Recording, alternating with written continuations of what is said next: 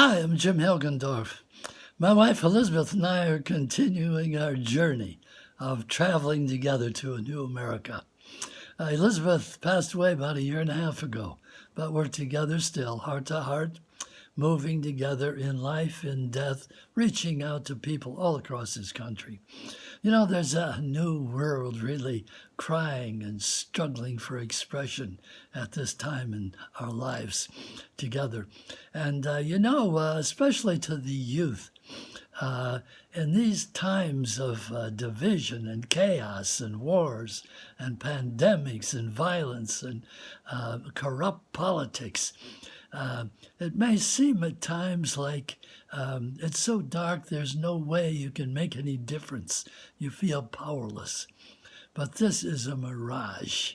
Actually, within your life, within each of our lives, we have power. We have power to influence the world around us in the way we treat ourselves and love other people, the way we challenge our difficulties, the way we really reach out to people with a more compassionate spirit. Many ways we have power to influence this world.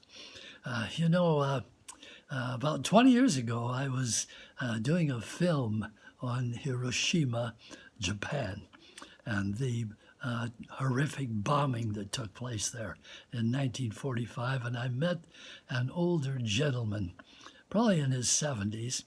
His name was Akira Takahashi. And we sat down and we had an interview, and I taped him on camera.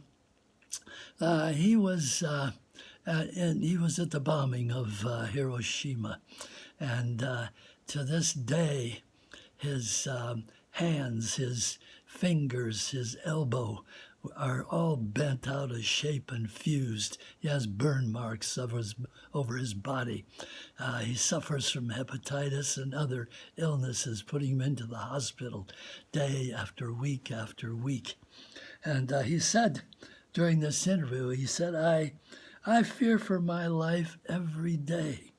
And at times my frail health has brought me close to despair.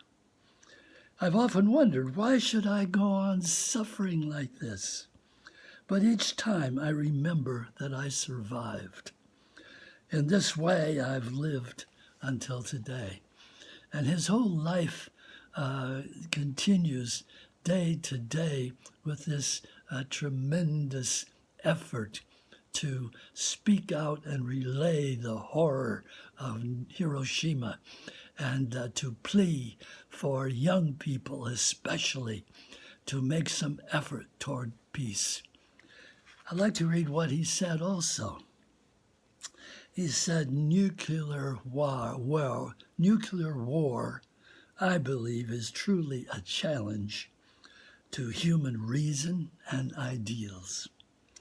Human beings should abolish nuclear weapons and thus create world peace.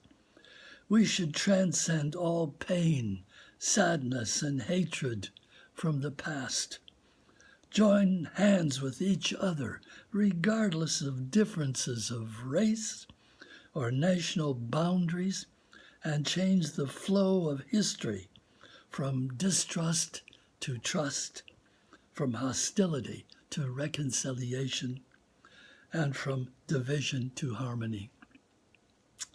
And he added, one person's strength is limited, of course, but no one is completely powerless. To make the world peaceful, each person needs to make an effort.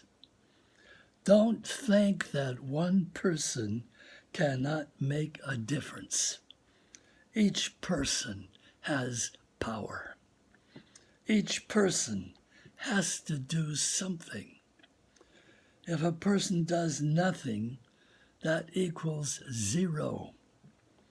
By one person taking action, things start to move or change. Let's have courage. Let's challenge ourselves, he says, and make effort. Let's not ignore the power we have. Let's bring forth the power we have and direct it toward peace. End quote.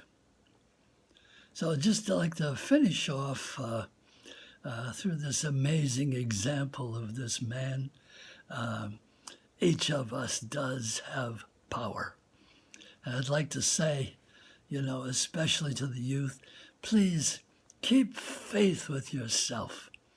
Keep faith with your greatest dreams for yourself and for other people and for America and for the world. Nam Myoho Renge Kyo.